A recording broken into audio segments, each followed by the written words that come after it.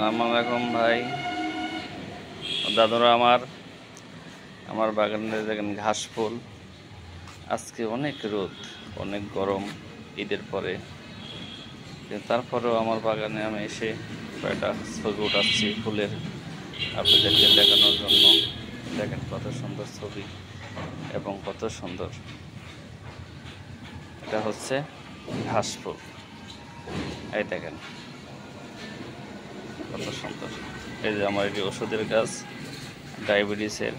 আগের ডায়াবেটিস ছিল অনেক বেশি, 28।